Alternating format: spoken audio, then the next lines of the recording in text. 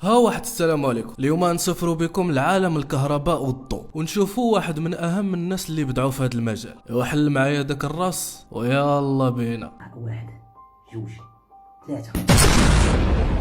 ماشي هذا بطبيعة الحال الأصدقاء، وإنما غندويو على نيكولاس تسلا اللي تولد في 1856 في كرواتيا. في واحد الليلة عاصفة ضرب فيها البرق والرعد بالجهد.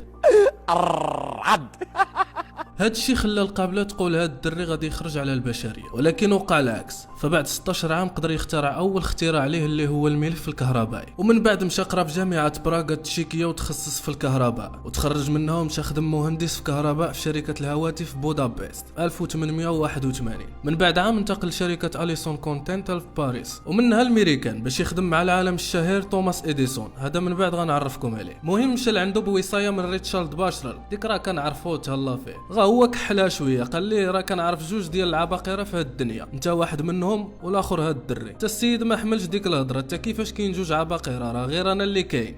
المهم من بعد مده وقع واحد المشكل في شركه توماس اديسون في المحركات اللي كتولد التيار الكهربائي المباشر، وعرض اديسون 50,000 دولار اللي يحلها ليه. كندوي على المشكله سميت. تقدم تيسلا، ومن بعد 6 شهور اللي كان كيخدم فيها 18 ساعه في كل نهار لقى الحل للمشكل، ومشى عند توماس اديسون ياخذ المكافاه. الساعه طلع ولد الناس ما منوش جوج. قال له كنا تنضحكوا معاك، واش درتيها بصح سميتك ياك المرضي غا ضاحكين. المهم 6 شهور ديال التماره راحت في داك الشيء. خرج من الشركه وعنق الفقر، بدا كيطلب في الشوارع وينعس في الزناقي ويبروكولي في القهاوي. كذبوا علينا من قال لك الفقر كيصنع الرجال، ترى كيصنع حتى الافكار. في هذا العام ديال التكرفيس قدر يوصل لاكتشاف كبير في مجال الكهرباء. وفي ديك المده اللي كان دوز عند توماس اديسون في الشركه ديالو اكتشف بلي المحركات اللي كتولد التيار المباشر فيها بزاف د العيوب وما نفعش. على هذا الاساس ابتكر مولد اخر اللي كيولد الكهرباء بالتيار المتردد، والفرق بيناتهم ان المباشر كيولد الكهرباء على مسافه قصيره، يعني خاصك مولد في كل ميل ونص. اما توليد الكهرباء بالتيار المتردد فيكفي واحد باش يضوي على المدينه على قدها. هاد الفكره غتغير البشريه، مي كان خاصها اللي يمولها. هنا بانوا واحد جوج رجال الاعمال ودعموه ماديا، وقدر ياسس شركه سماها تسلا للمصابيح الكهربائيه والتصنيع في عام 1884. ولكن مره اخرى داروا ليه خاويه في عامره وزربوا ليه على كل شيء وخلوه على الدص. تزير راسك معنا السي تسلا.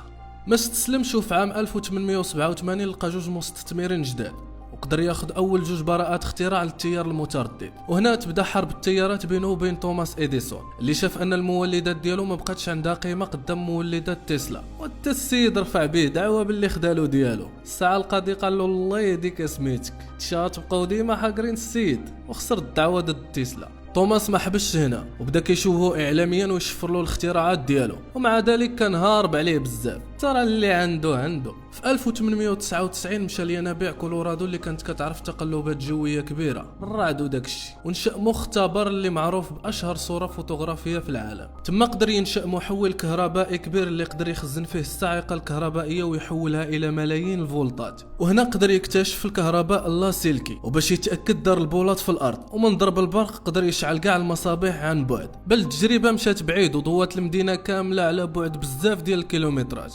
جاب الله الضو فابور، ناض مشى عند الممولين واصحاب الشركات الكبرى ووراهم هذا الشيء باش يدعموه. من شافوا هذا الشيء تداروا معاه المزيان ما قتلوش. ترى الاكسجين ما كرهوش يبيعوه لينا، انت عمي تسلا بغيتي تعطي البنادم الضو فابور تشاريح. وإلا كان كيحسبك هذه النهاية فغاريح. يلا يبداو يخترع العديد من الاختراعات المهمة، منها التحكم عن بعد، الرادار، الماسح الضوئي، والأشعة الصينية، والراديو، والمحركات الكهربائية، والليزر. ترى واصلة لشي 300 اختراع، وبالإضافة للمساهمات ديالو في عدة مجالات أخرى مثل علوم الكمبيوتر والفيزياء النظرية والفيزياء النووية. وبحالو بحال جميع العباقرة كان غريب الأطوار، وكان كينعس جوج سوايع في النهار فقط. الدبابة القطبية اللي كيديروا السوبات وكيضربوا 12 ساعة في الناس. السيد ناعس غير جوج سوايع وصانع العجب، وما عمرو ما تزوج رغم كثرة العروض من الدوريات الأوروبية. ما مساليش سميتي. مات هو في عمره 86 عام، فقير وما عنده عشا ليلة. تا كيفاش عبقري ومخترع مات فقير وما عنده والو؟ الإجابة بكل بساطة ما كانش جميع الفلوس من بين الطموحات ديالو. هذه القصة نتاع الرجل اللي صنع القرن العشرين، واللي مازال الإنسانية كتستافد من الاختراعات ديالو لحد الآن. حاول نختصرها أكثر ما يمكن حيت عارفكم ماغازين.